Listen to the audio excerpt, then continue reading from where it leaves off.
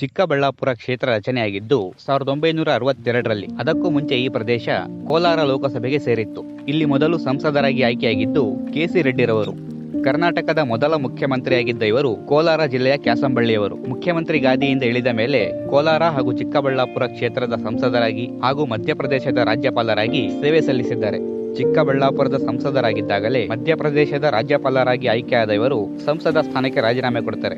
ಆ ಸ್ಥಾನಕ್ಕೆ ಉಪಚುನಾವಣೆ ನಡೆದು ಎಚ್.ಸಿ.ಎಲ್. ರೆಡ್ಡಿರವರು ಗೆದ್ದು 2 ವರ್ಷ ಸಂಸದರಾಗ್ತಾರೆ. ನಂತರ 10 ವರ್ಷಗಳ ಕಾಲ ಈ ಕ್ಷೇತ್ರ ಅಸ್ತಿತ್ವದಲ್ಲಿ ಇರೋದಿಲ್ಲ. ಈ ಪ್ರದೇಶ ಹೊಸಕೋಟೆ ಲೋಕಸಭೆಗೆ ಸೇರುತ್ತೆ.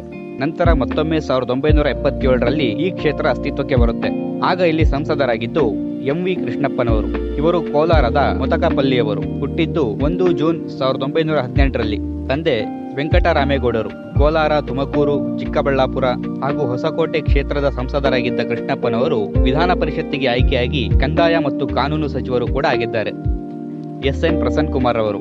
ಇವರು ತುಮಕೂರು ಜಿಲ್ಲೆಯ ಮಧುಗಿರಿಯವರು. ಹುಟ್ಟಿದ್ದು ಜೂನ್ 3, 1935ರಲ್ಲಿ. ತಂದೆ ಎಸ್. ನಂಜಯ್ಯ ಶೆಟ್ಟಿ. ಮಧುಗಿರಿ ಪುರಸಭೆ ಅಧ್ಯಕ್ಷರಾಗಿದ್ದ ಇವರು 1980ರಿಂದ 84ರವರೆಗೂ ಚಿಕ್ಕಬಳ್ಳಾಪುರದ ಸಂಸದರಾಗಿ ಸಹ ಕೆಲಸ ಮಾಡಿದ್ದಾರೆ. ವಿ. ಕೃಷ್ಣರಾವ್. ಇವರು ಗೌರಿಬಿದನೂರು ತಾಲೂಕಿನ ನಕ್ಕಲಹಳ್ಳಿಯವರು. ಹುಟ್ಟಿದ್ದು 13 ನವೆಂಬರ್ 1925ರಲ್ಲಿ. ತಂದೆ ವೆಂಕಟರಮಣಪ್ಪ. ಗೌರಿಬಿದನೂರಿನ ಶಾಸಕರಾಗಿದ್ದ ಇವರು ನಂತರ ಚಿಕ್ಕಬಳ್ಳಾಪುರ ಕ್ಷೇತ್ರದಿಂದ ಲೋಕಸಭೆಗೆ ಸ್ಪರ್ಧಿಸಿ ಸತತ 3 ಬಾರಿ ಗೆದ್ದಿದ್ದಾರೆ. ಆರ್.ಎಲ್. ಜಾಲಪ್ಪನವರು. ಇವರು ಬೆಂಗಳೂರು ಗ್ರಾಮಾಂತರದ ತೂಬಗೆರೆ ಗ್ರಾಮದವರು. ಹುಟ್ಟಿದ್ದು 19 ಅಕ್ಟೋಬರ್ 1925ರಲ್ಲಿ. ತಂದೆ ಲಕ್ಷ್ಮೀನಾರಾಯಣಪ್ಪ. ದೊಡ್ಡಬಳ್ಳಾಪುರ ವಿಧಾನಸಭಾ ಕ್ಷೇತ್ರದಿಂದ ಸತತ 4 ಬಾರಿ ಗೆದ್ದಿದ್ದ ಜಾಲಪ್ಪನವರು ರಾಜ್ಯ ಸರ್ಕಾರದಲ್ಲಿ ಸಹಕಾರಿ, ಗೃಹ ಹಾಗೂ ಕಂದಾಯ ಇಲಾಖೆಯ ಸಚಿವರಾಗಿ ಕೆಲಸ ಮಾಡಿದ್ದಾರೆ. ಹಾಗೂ ಚಿಕ್ಕಬಳ್ಳಾಪುರ ಲೋಕಸಭೆಯಿಂದ ಸ್ಪರ್ಧಿಸಿ ಸತತ 4 ಬಾರಿ ಗೆದ್ದಿದ್ದಾರೆ. ಹಾಗೂ ಕೇಂದ್ರ ಜವಳಿ ಇಲಾಖೆಯ ಮಂತ್ರಿಯಾಗಿ ಸಹ ಕೆಲಸ ಮಾಡಿದ್ದಾರೆ. 17 ಡಿಸೆಂಬರ್ 2021ರಲ್ಲಿ ಇವರು ಸಾವನ್ನಪ್ತಾರೆ. ವೀರಪ್ಪ ಮೊಯ್ಲಿರವರು. ಇವರು ಮೂಡಬಿದರೆಯವರು. ಹುಟ್ಟಿದ್ದು 12 ಜನವರಿ 1940ರಲ್ಲಿ. ತಂದೆ ತಮ್ಮಯ್ಯ ಮೊಯ್ಲಿ. ಚಿಕ್ಕಬಳ್ಳಾಪುರ ಕ್ಷೇತ್ರದಿಂದ ಸಂಸದರಾಗಿದ್ದ ಇವರು ರಾಜ್ಯ ಹಾಗೂ ಕೇಂದ್ರದಲ್ಲಿ ಹಲವು ಖಾತೆಗಳನ್ನು ನಿಭಾಯಿಸಿದ್ದಾರೆ. ಹಾಗೂ ಕರ್ನಾಟಕದ ಮುಖ್ಯಮಂತ್ರಿಯಾಗಿ ಸಹ ಕೆಲಸ ಮಾಡಿದ್ದಾರೆ. ಬಚ್ಚೇಗೌಡರವರು. ಇವರು ಬೆಂಗಳೂರು ಗ್ರಾಮಾಂತರದ ಬೆಂಡಿಗನಹಳ್ಳಿಯವರು. ಹುಟ್ಟಿದ್ದು 1 ಅಕ್ಟೋಬರ್ 1942ರಲ್ಲಿ. ತಂದೆ ನಾರಾಯಣಗೌಡ.